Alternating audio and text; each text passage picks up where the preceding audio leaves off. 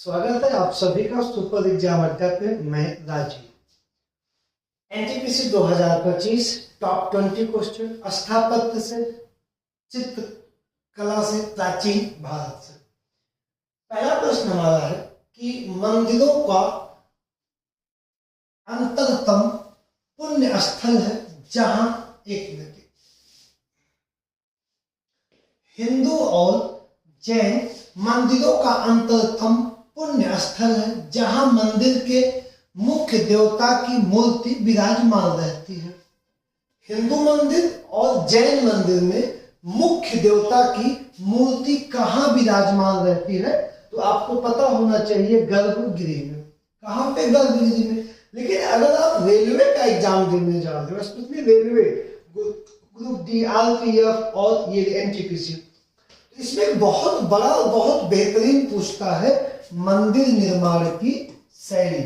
मंदिर निर्माण शैली, जैसे आपने अगर इसके पहले प्रीवियस ईयर पेपर देखा हो तो हमेशा आता है गोपुरम किसे कहते हैं, गोपुरम किसे कहते हैं, शिखर क्या है, विमान क्या है, मंडप क्या है, शिखर क्या है, गर्भगृह क्या है, और मंदिरों को बनाने की कितनी शैलियां मौजूद हैं। ये क्वेश्चन हमेशा रेलवे में रहता ही रहता है। अब जैसे यहाँ पे मंदिर निर्माण की 3 शैलियां दी गई हैं। पहली शैली आपकी है नागर शैली। अगर मैं नागर शैली की बात करूं तो जब आप भारत का मैप देखते हैं बेटा, इस भारत के मैप में विंध्य पर्वत के ऊपर नागर शैली, विंध्य के मध्य में बेसल शैली, दोनों का नागर शैली और द्रविड़ शैली का मिलान बेसल शैली, और नीचे यहाँ पे दक्षिण में द्रविड़ शैली। मतलब उत्तर भारत में नागर शैली, दक्षिण भारत में द्रविड़ शैली, और मध्य में दोनों को मिला के कुछ जगहों पे बेसल शैली से मंदिर बनाई जाती है।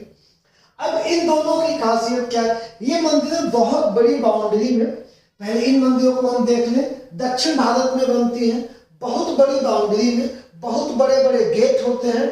उन गेटों को, ये गेट है इनके, इन गेटों को गोपुरम कहते हैं। क्या कहते हैं? गोपुरम कहेंगे। इसको शिखर कहेंगे। इसको क्या कहेंगे? शिखर कहेंगे। इस एरिया को विमानन कहेंगे, और यहाँ पे हमारा गर्भगृह होगा और इसे हम मंडपम कहेंगे। मंडपम। गर्भगृह के सामने वाले पिलर पे स्थापित भवन को मंडपम कहेंगे। इसे हम क्या कहेंगे? इसे विमानन कहेंगे, और इसे शिखर कहेंगे। क्या कहेंगे? शिखर कहेंगे। अब यही सेम कंडीशन, ये हमारा क्या होगा? शिखर होगा, ये विमानन होगा, ये हमारा गर्भगृह होगा, और ये मंडपम होगा। ये क्या होगा?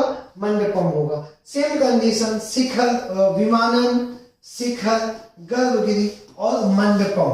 ठीक, कितनी शैलियां हैं? 3 शैलियां हैं। पहली शैली नागर, दूसरी शैली द्रविड़। उत्तर भारत में नागर, दक्षिण भारत में द्रविड़, दोनों को मिक्सअप शैली है बेसल। ठीक, अगला प्रश्न, डाक डाक में लोकप्रिय मंदिर स्थापत्य कला शैली नागर कहलाती है। डाक डाक में लोकप्रिय मंदिर स्थापत्य कला शैली, उत्तर भारत में लोकप्रिय मंदिर स्थापत्य कला शैली नागर कहलाती है। आपको पता हो अभी हाल में राम मंदिर का निर्माण हुआ। किसका निर्माण हुआ? राम मंदिर का। वो भी किस शैली पे बनी हुई है? राम मंदिर भी आपकी नागर शैली पे बनी एक मंदिर का उदाहरण है। उत्तर भारत में किसमें? नागर शैली में बनी मंदिर का उदाहरण है। अगला जो प्रश्न है, खजुराहो का भव्य मंदिर, कहाँ का? खजुराहो का भव्य मंदिर शासकों द्वारा बनवाया गया था। खजुराहो का भव्य मंदिर किन शासकों द्वारा बनवाया गया था? परमार, चौहान, चंदेल या सोलंकी शासकों द्वारा। तो आप यहाँ क्या बताएंगे? चंदेल शासक। वैसे चंदेल वंश का संस्थापक नन्नुक है, लेकिन खजुराहो में जो मध्य प्रदेश में, खजुराहो पहली बात तो है कहाँ पे? यही क्वेश्चन आया है। खजुराहो कहाँ पे है? खजुराहो आपका है मध्य प्रदेश में। खजुराहो बेटा कहाँ हो जाएगा? मध्य प्रदेश में।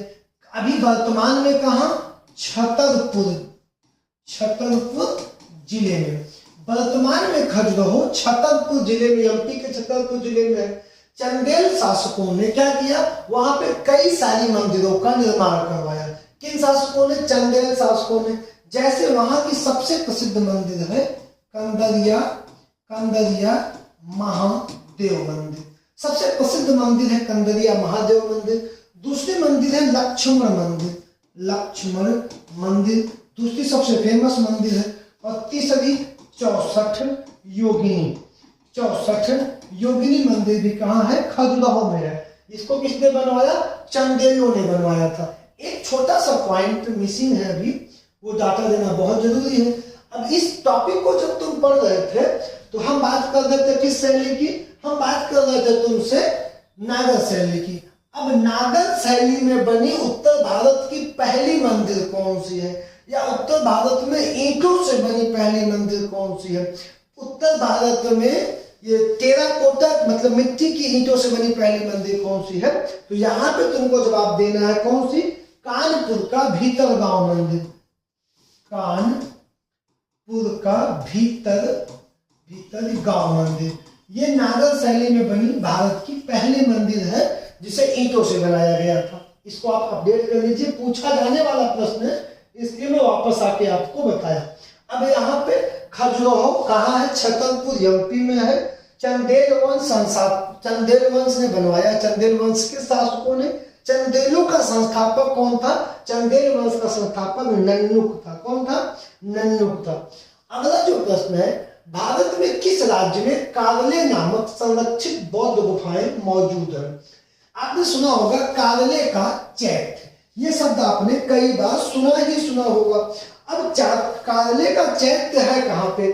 तो कार्ले का चैत्य है महाराष्ट्र के लोनावाला में। कहाँ पे? लोनावाला में। महाराष्ट्र के लोनावाला में बेटा क्या स्थित है? कार्ले का चैत्य। या यहाँ पे बेटा भारत का सबसे बड़ा चैत्य, एक चैत्य क्या है? जहां पे बौद्ध लोग बैठ के पूजा अर्चना करते हैं उसे हम चैत्य कहते हैं। और इसी कार्ले के चैत्य पे 3 विहार है जहां हम रह सकते हैं, रुक सकते हैं। बौद्ध भिक्षुक जहां रुकते थे वो विहार हो गया और पूजा करने की स्थली चैत्य हो गई। तो कार्ले का चैत्य महाराष्ट्र के लोनावाला में स्थित है, जहां भारत का सबसे बड़ा चैत्य और 3 विहार स्थित हो जाएगा। आपका ऑप्शन होगा डी वाला। अगला प्रश्न, अब सेम प्रश्न में रिपीट किया क्योंकि बहुत बार ये पूछा गया, प्रश्न बहुत बार पूछा गया। कंदरिया महादेव मंदिर किस मंदिर समूह से संबंधित है? महाबलीपुरम, एलोरा, कोणार्क, खजुराहो। तो अभी इसके पहले जस्ट मैंने यही पढ़ाया था। तो किससे संबंधित हो जाएगा? आपका खजुराहो मंदिर समूह से संबंधित हो जाएगा। अगला प्रश्न है, अजंता की गुफाएं कहाँ स्थित है? अजंता एक टॉपिक, दूसरा एलोरा, तीसरा कार्ले। आप एनटीपीसी देने जा रहे हो, यहां से प्रश्न आना 110% श्योर, हवा में नहीं होना। अब अजंता की गुफाएं कहाँ स्थित है? मैं कह दिया महाराष्ट्र में। क्या इससे उत्तर साल हो गया आपका? 100%। अगर आप पढ़ रहे हो तो अजंता को समाप्त करिए। अब महाराष्ट्र के औरंगाबाद में, कहाँ पे? औरंगाबाद में। महाराष्ट्र राज्य के औरंगाबाद जिले में क्या है? अजंता की 29 गुफाएं हैं। 29 गुफाएं हैं। 30 गुफाएं थी, एक लेकिन निर्मित हो रही, अर्धनिर्मित थी। तो आप कितनी मानते हैं? 29 गुफाएं मानते हैं।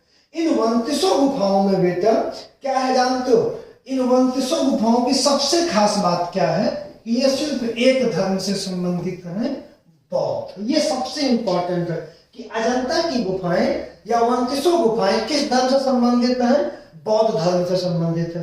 कुल कितनी बन रही थी? 30 बन रही थी। किस पर्वत में है? पश्चिमी घाटी पर्वत में ये गुफाएं हैं बेटा। जैसे इसका एक चित्र मैं आपको दिखाऊं, पश्चिमी घाटी पर्वत पे ये गुफाएं हैं। जैसे देखो ये, अब ये इसका एक चित्र है। ये पश्चिमी घाटी में 29 गुफाएं देखो ध्यान से काटी गई हैं। ठीक, काट के 29 गुफाएं बनाई गई। कौन सी गुफाएं हैं? अजंता की गुफाएं हैं। अब इतना तो आपको ध्यान से समझना ही पड़ेगा कि औरंगाबाद में है, कहाँ पे? औरंगाबाद में, महाराष्ट्र में 29 गुफाएं हैं। 29 की 29 बौद्ध से संबंधित है। तो यहाँ पानी पीने का कोई ना कोई साधन रहा होगा। तो यहाँ पे अब आप क्या लिखी ढूंढेंगे कि अजंता की गुफाएं किस नदी के किनारे हैं? तब आप कहेंगे बघोरा। किस नदी के किनारे हैं? बघोरा के किनारे हैं। और दीप एक लाइन इसमें भी हो, पश्चिमी घाटी श्रृंखला में एक लाइन छूट रही है। अब लिखिए गुफा नंबर 5 गुफाएं छोड़नी है आपको। 9, 10, 2 हो गई। उसके बाद 19, 26, 29, इन 5 गुफाओं को, ये पांचों जो थी गुफाएं, ये चैत्य थे, ये चैत्य थे। बाकी जो गुफाएं बची सब बिहार थी। सब क्या थी? बिहार थी। सब क्या थी? बिहार थी। अब इसी के साथ एलोरा का क्वेश्चन तो नहीं मिला, लेकिन मैंने एलोरा को भी आपको रेडी करवाने का मूड रखा है। अब एलोरा में क्या है? एलोरा की गुफाएं। किसकी गुफाएं? एलोरा की गुफाएं। एलोरा की गुफाएं कहाँ हैं? तो सेम जगह। कहाँ पे? महाराष्ट्र के औरंगाबाद में। महाराष्ट्र के औरंगाबाद में किसकी गुफाएं हैं? एलोरा की गुफाएं हैं। तो कितनी गुफाएं हैं? सब 34 गुफाएं हैं। क्या ये भी बौद्ध को संरक्षित हैं? क्या इन सभी में बौद्ध की बातें की गई है? बिल्कुल नहीं। किस नदी के किनारे? सेम नदी हो जाएगी, बघोरा नदी के किनारे। इसमें 34 गुफाएं हैं। कितनी गुफाएं हैं? 34। ये भी काट के बनाई गई है, पहाड़ियों के ऊपर से बनाई गई है, वो नदी की घाटी में बनाई गई है। इनमें उनमें अंतर है, लेकिन ये 34 गुफाएं 3 धर्मों को संरक्षित है। कितने धर्मों को?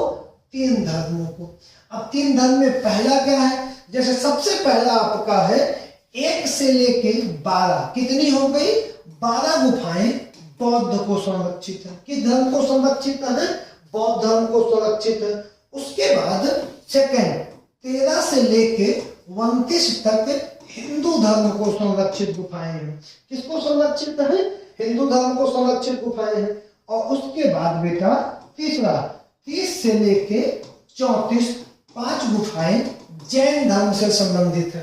तो एलोरा महाराष्ट्र के औरंगाबाद में पश्चिमी घाटी बघोरा नदी के तट पे 34 गुफाओं का संग्रह, 1 से 12 बुद्ध, 13 से 29 70 गुफाएं हिंदू और 5 गुफाएं जैनिज्म की है। ये आपका हो जाएगा एलोरा की गुफाएं। अगले प्रश्न की ओर बढ़ेंगे। ये 2018 का सबसे विवादित मामला था सबरीमाला मंदिर, जिसमें एक रूल था कि 10 साल से लेके 50 साल तक महिलाएं दर्शन नहीं करने जाती थी। यहाँ प्रतिबंधित था। लेकिन सन 2018 में सुप्रीम कोर्ट के आदेश के बाद यह नियम टूट गया। सबरीमाला मंदिर स्थित कहाँ पे है? अब सबरीमाला मंदिर बेटा केरल में, केरल का एक जिला है जिसका क्या नाम है? पतनमतिट्टा। इस जिले की खासियत क्या है कि आपने जरूर पढ़ा होगा पेरियार टाइगर अभयारण्य। पेरियार टाइगर अभयारण्य। इसी अभयारण्य के भीतर अंदर ये मंदिर है। कौन सी? सबरीमाला मंदिर। किसके अंदर है? पेरियार टाइगर अभयारण्य के अंदर है। कहाँ पे? पतनमतिट्टा नामक जिले में, केरल में यह मंदिर है। कहाँ यह मंदिर है? केरल में यह मंदिर है। ठीक। अब यहाँ पे किस भगवान की मूर्ति पूजा होती है? तो यहाँ पे अय्यप्पन। यहाँ के कौन है? अय्यप्पन की यहाँ पे क्या होती है? पूजा होती है। ठीक है। अगला प्रश्न हमारा, मुंबई के निकट एलिफेंटा की गुफाओं में स्थित मंदिर को समर्पित है। अभी एलोरा, फिर अजंता, फिर एलिफेंटा को साफ साफ कह दिया मुंबई के निकट। अब मुंबई में आपने एक नाम सुना होगा, gateway of Mumbai. Gateway of Mumbai से मात्र 10 किलोमीटर की दूरी पे स्थित है एलिफेंटा की गुफाएं, जिसमें एक मंदिर है। कौन से मंदिर है? एलिफेंटा की गुफाओं में भगवान शिव की मंदिर है। किसकी मंदिर है? भगवान शिव की। लेकिन यह एक द्वीप पर स्थित है। किस पे स्थित है? द्वीप पे स्थित एक मंदिर है। उस द्वीप का क्या नाम है? धारापुरी। धारापुरी द्वीप पर स्थित यह मंदिर है। कौन सी मंदिर है? एलिफेंटा की गुफा है, जिसपे किस भगवान की मंदिर हो जाएगी? शिव भगवान की मंदिर हो जाएगी। यहाँ पे 7 गुफाओं का समूह है। एलिफेंटा में कितने गुफाओं का समूह है? 7 भगवान शिव को समर्पित है। धारापुरी द्वीप पे, मुंबई आप गेटवे से 10 किलोमीटर की दूरी पे हो जाएगा। अगला और प्रसिद्ध सोमनाथ मंदिर कहाँ स्थित है? सौराष्ट्र में, गुजरात के कठियावाड़ा जोन में सौराष्ट्र में स्थित है सोमनाथ मंदिर। इस पे इसलिए बहुत ज्यादा डिटेल नहीं बता रहा हूँ, क्योंकि आपको पता है कि महमूद गंज में लूटा फिर बनी, ये हमेशा राजनीतिक शिकार नहीं, बाद में सरदार पटेल ने इसको अस्थायी रूप से बनवाया। ये आपने पढ़ा होगा। यहाँ बस मैंने आपको दिखाया कि गुजरात की भी मंदिर क्वेश्चन आया हुआ। अंतिम प्रश्न है, तमिलनाडु स्थित महाबलीपुरम में इमारतों का समूह निर्मित किया गया।